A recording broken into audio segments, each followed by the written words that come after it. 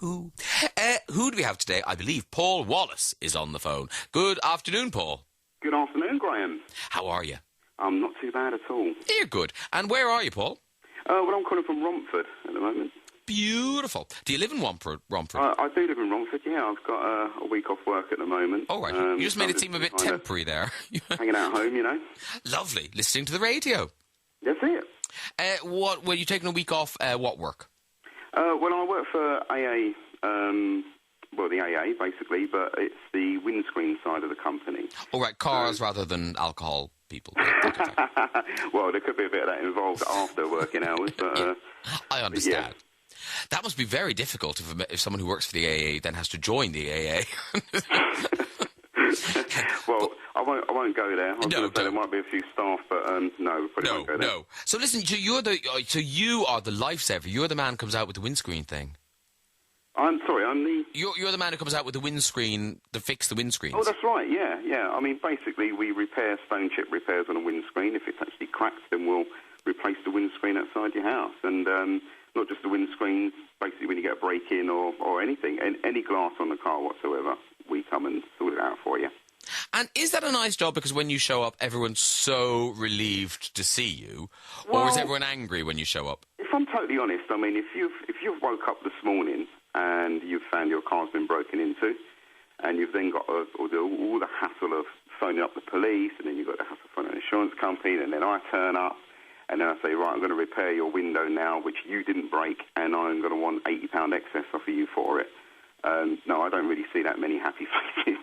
Oh, you poor thing, Paul. You're only trying to help. Well, this is what we keep telling them. I need you with me, I think. And how long have you been doing that? Well, I've probably been in the windscreen business probably for about 6 or 7 years now. Oh, right. Very good. And now, do you live alone in Romford? No, I live with my partner, Sally. Very nice. And I've got 3 children, and I've got Kyle, who's 16, I've got Emma, who's 8, and little Harley, who is 14 months old. Oh, I hear you, Paul. Yeah.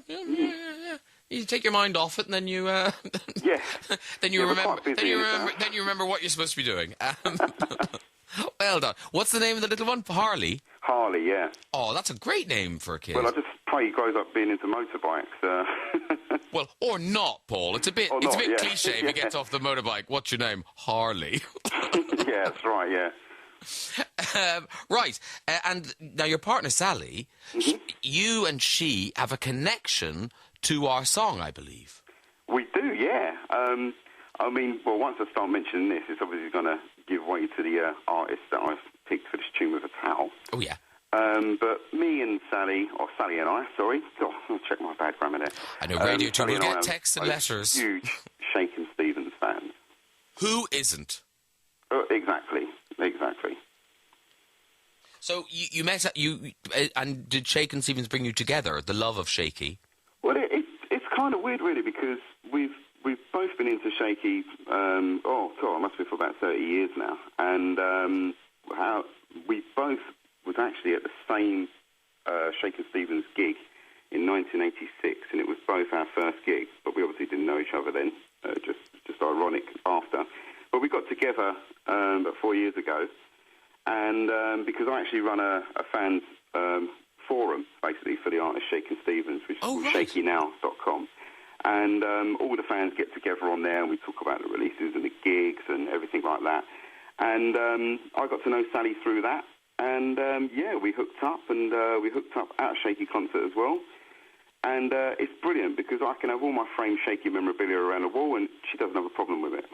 Oh, and so because I was a bit nervous there to refer to the artist Shakin' Stevens as Shaky, but that's what true fans call him, is it? Yeah, well, I think everyone basically calls him Shaky. It's if you meet him, have you met him? Have you met him? Yeah, I've actually met him a few times. And do you say hello, Shaky? Yeah, I called him Shaky. Yeah, that's his name. At least none of your children have been given that. Harley's as close as you've come. Well, I couldn't get away with calling him Shaky, even though the missus is a fan. Can you imagine going to school? What's your name? Oh, Shaky. no, I couldn't put him through that. That'd be cruel. That'd be cruel. That'd be horrendous. So, of all the Shakin' Stevens canon, what have you chosen for Tune with the Tail? Well, it's actually an album track that it really should have been a single. I mean, all the fans agree with that. It was first featured on an album of his in 1982. The album was called Give Me Your Heart Tonight. He actually had a big hit with that song as well. You might recall the song. Mm-hmm.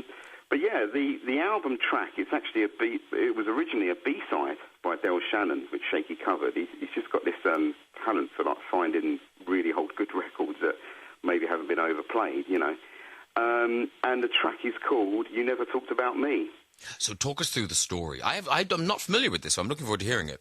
Yeah, no, it's a great track. Actually, if you was to actually read the lyrics, you'd probably read them and think, oh, this is a ballad, because it's got a very kind of ballad sort of story. It's very interesting you say that, because I read the lyrics and I thought, this must be a ballad. Yeah, well, there you go. But in fact, it's the most rocked out 2.5 minutes you'll ever hear. Woo! So it's an upbeat tune with a tail. Much better than Del Shannon's. Of course, I'm not biased, but, you know. And he still actually performs this track live today because it's so popular. In fact, the live version is much better. We're actually off to see Shaky tomorrow at the Indigo O2, and he's performing all over at the moment. He's currently on tour, so I really suggest if anyone can get some tickets, go and see him because he's an incredible performer. Well, and are you one of those fans who follows him from venue to venue? Do you know what? My partner is more for that. She's already seen him.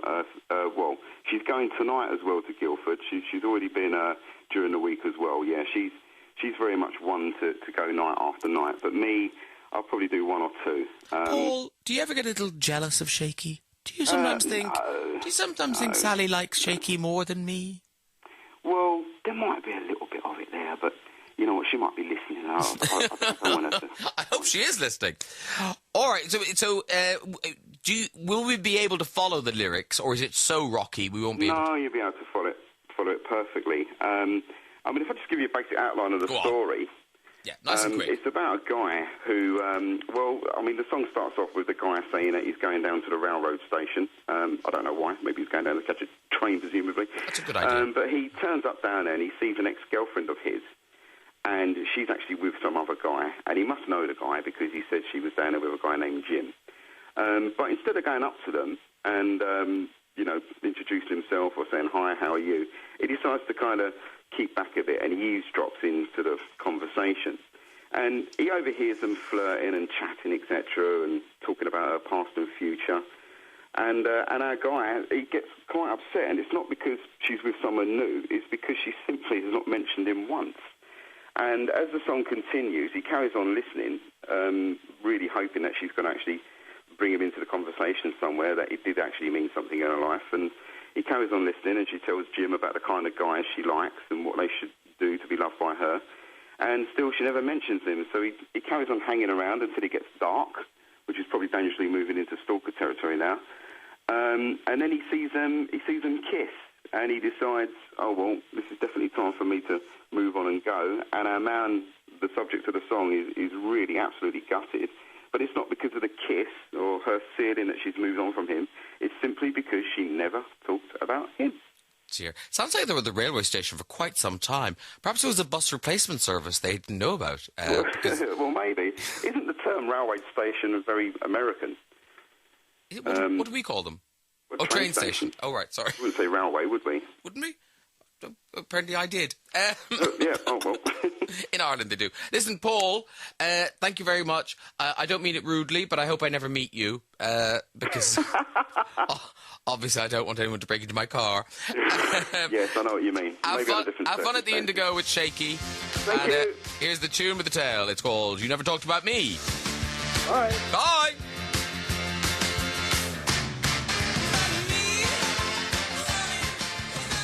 The great Shakin' Stevens there fading into the distance. You Never Talked About Me. Today's Tune with the Tail. And the streets of Romford will be shaking when a set of Tune with the Tail coasters arrive at the home of Paul Wallace. Would you like a set? Well, if you know an album track, B-side or a hit with a story to tell, it's easy. Just let me know. Email graham.norton@bbc.co.uk. As long as it's clean, it could be a future Tune with the Tail. Do we get many any dirty songs? Oh, we do get a lot of dirty songs, apparently.